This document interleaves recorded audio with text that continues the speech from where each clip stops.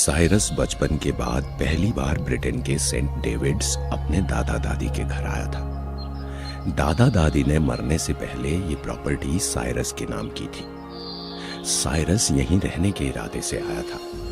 घर पुराना था और कई सारे पुराने सामानों के साथ ही वहां एक पुराना टेप भी था, जिसे साइरस ने संभाल कर रख दिया और कबाड़ पड़ी चीजें बेच दी। उसी दिन शाम के वक्त साइरस टहलने निकला। उसके घर से कुछ ही दूरी पर एक चर्च था। उस चर्च से साइरस के बचपन की यादें जुड़ी थी। वो चर्च के पास से गुजर ही रहा था कि तभी उसकी मुलाकात फादर डिकोना से हो गई, जो उस चर्च की देखरेख किया करते थे। उन्हें देखते ही साइरस ने कहा, "हो, हेलो फादर डिकोना, क्या मैं आपको याद हूं?" फादर डिकोना ने साइरस को ध्यान से देखते हुए कहा, "साइरस, क्या तुम साइरस हो?" "यस फादर, मैं साइरस ही हूं। दादाजी ने गुजरने से पहले घर का नॉमिनी मुझे बनाया था। अब इसे ठीक कराकर मैं यहीं रहूंगा।" उस घर और वहां रहने की बात सुनकर फादर डिकोना के चेहरे पर अजीब सी खामोशी छा गई। वो वहां से बिना कुछ बोले चले गए। साइरस को यह बात बहुत अजीब लगी। खैर, कुछ देर घूमने फिरने के बाद साइरस वापस अपने घर आ गया। रात के वक्त साइरस बेडरूम में लेटा हुआ सोने की कोशिश कर रहा था, मगर नई जगह होने की वजह से उसे नींद नहीं आ रही थी। कुछ देर करवटें बदलने के बाद वो उठ बैठा और खुद से ही बोला, "सुबह स्टोर रूम में मुझे एक वीसीआर कैसेट मिली थी, जिसे शायद दादाजी ने रखा होगा। देखना चाहिए उस कैसेट में आखिर क्या था।" साइरस के दादाजी ने अपने घर में पुराने जमाने का वीसीआर प्लेयर भी रखा था। साइरस ने उस टेप को लगाकर प्ले किया और ध्यान से देखने लगा। वीडियो की शुरुआत में उसे सिर्फ अंधेरा नजर आ रहा था और कैमरे का फोकस काफी हिलडुल रहा था। पहले तो साइरस को प्रेयर जैसी कोई आवाज सुनाई दी, फिर धीरे धीरे उसमें से अजीब सी डरावनी आवाजें आने लगी। ओह गॉड, ये कैसी आवाजें हैं? इस वीडियो का मतलब क्या है? साइरस जब तक कुछ समझ पाता तब तक वीडियो में उसे एक औरत नजर आई, जिसे बेड से बांध कर रखा गया था। वो तड़प रही थी और जोर जोर से कुछ बोल रही थी। मरोगे, तुम सब मरोगे। लीना किसी को नहीं छोड़ेगी। 11 दिन, सिर्फ 11 दिन।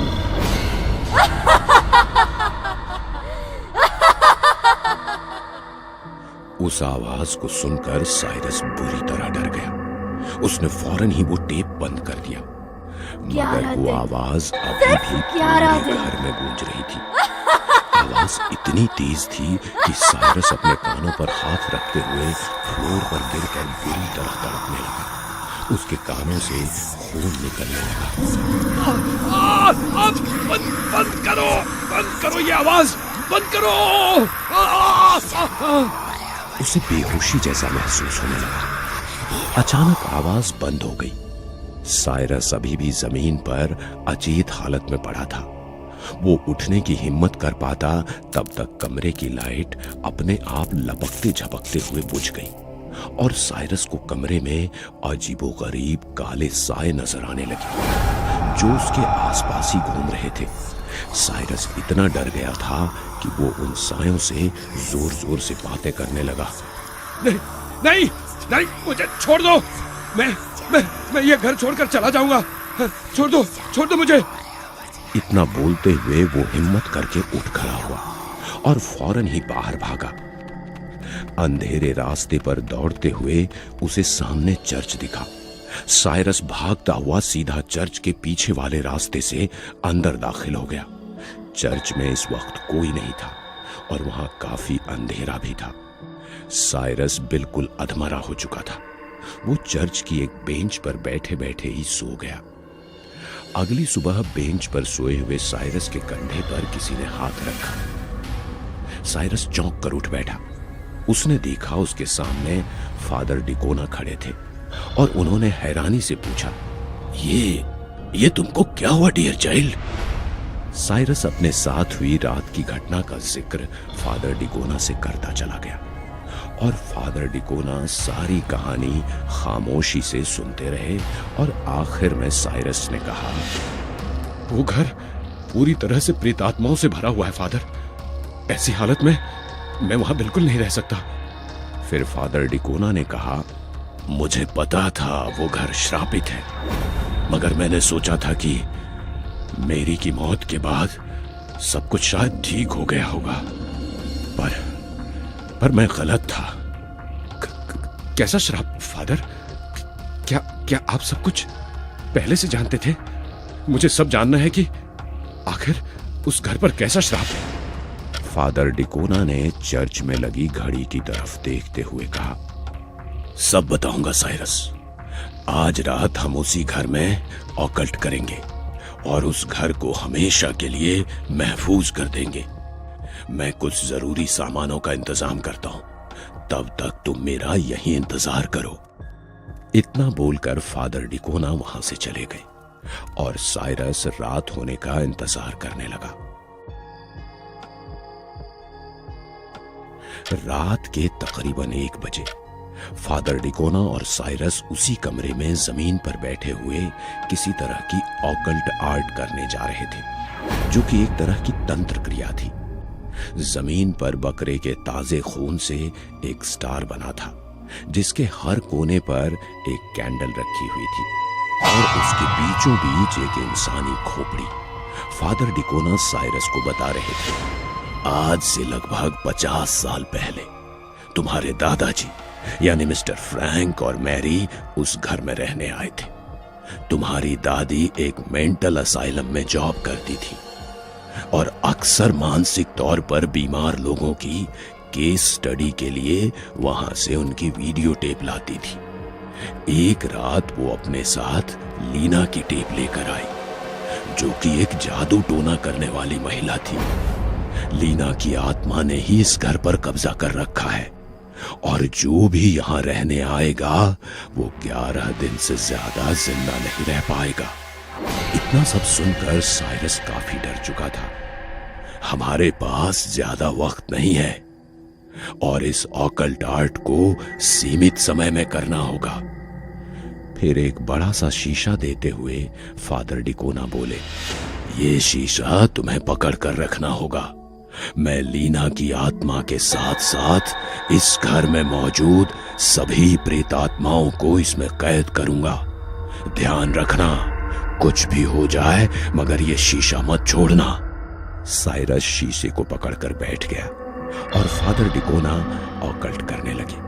कुछ ही देर में कमरे की लाइट्स अपने आप लपकने झपकने लगी और साथ ही साथ कमरे में अजीबोगरीब धुएं जैसे साए नजर आने लगे, जिन्हें देखकर साइरस डर रहा था, मगर उसने शीशे को मजबूती से पकड़ रखा था। कुछ ही देर में वो साए होली प्रेयर के प्रभाव से एक एक करके शीशे की तरफ खींचने लगे, मगर शीशे में घुसने से पहले वो साइरस का चक्कर लगाने लगे। साइरस काफी डरा हुआ था। फादर, मुझे डर लग रहा है, तो प्लीज कुछ कीजिए। फादर डिकोना ने उन सायों की तरफ देखते हुए अपनी आंखों से इशारा किया। उन्होंने साइरस को पकड़ लिया और उसे हवा में उठाने लगे। साए साइरस को इतनी जोर से जकड़ने लगे कि वो दर्द की वजह से बुरी तरह चीख पड़ा। फादर, बचाइए! अब बचना कैसा डियर सन? जहां तेरे दादा और दादी को भेजा वहीं तुझे भी भेजूंगा। वो मनहूस टेप तो तूने भी सुना है। लीना तुझे भी ले जाएगी, फिर ये प्रॉपर्टी मेरी हो जाएगी, जिसका मुझे न जाने कितने सालों से इंतजार था। अब कोई वारिस नहीं बचेगा। जाहिर था प्रॉपर्टी के लिए ही फादर डिकोना ने लीना की रूह को कभी इस घर से जाने नहीं दिया। साइरस को अपनी मौत बिल्कुल साफ नजर आ रही थी। वो साए धुएं में बदलकर उसके शरीर पर हावी होने की कोशिश कर रहे थे। मगर साइरस आखिरी कोशिश करना चाहता था। उसने अपने शरीर की सारी ताकत लगा दी और टीवी वाली टेबल की तरफ बढ़ने लगा, जिसे देखकर फादर डिकोना ने कहा, चाहे जिधर जाने की कोशिश कर ले, तू इन काली आत्माओं से नहीं बच सकता। बस लीना की भी साधना पूरी होने वाली है, वो आकर तुझे ले जाएगी। काले साए साइरस की हड्डियां चूर कर देना चाहते थे, मगर वो फिर भी किसी तरह जमीन पर रेंगते हुए टीवी तक पहुंच गया और प्लेयर में लगा हुआ टेप प्ले कर दिया। लीना की आवाज पूरे कमरे में गूंज गई, जिसे सुनकर पहले तो फादर डिकोना बौखला गया, मगर फिर डरते हुए बोला, ये क्या कर दिया तूने? ये तो लीना की आवाज है। साइरस अपने कान बंद कर जमीन पर लेट गया। अगले कुछ पलों में कमरे में एक अजीब सी मनहूसियत छा गई। जिन सायों ने साइरस को पकड़ रखा था, उनकी पकड़ कमजोर पड़ चुकी थी। कमरे में साइरस को किसी औरत के पैर दिखे, जो कि अजीब सी आवाज निकालते हुए फादर डिकोना की तरफ बढ़ रही थी। कमरे की लाइट अपने आप बुझ गई और फादर डिकोना दर्द से कराह उठा। नहीं, मुझे छोड़ दो, माफ कर दो। फादर डिकोना की चीख से वो घर गूंज गया। साइरस उठने की हालत में नहीं था, वो अधमरा जमीन पर ही पड़ा रहा। साइरस दर्द से कराहता हुआ उठ बैठा। उसने देखा कमरे में सब कुछ सामान्य हो चुका था। लीना फादर डिकोना को लेकर हमेशा हमेशा के लिए उस शीशे में समा चुकी थी, जिसमें लीना फादर डिकोना के साथ साथ कई काली आत्माएं कैद हो चुकी थी। साइरस ने वो शीशा तोड़ दिया। साइरस ने एक पुराना शाप खत्म कर दिया था।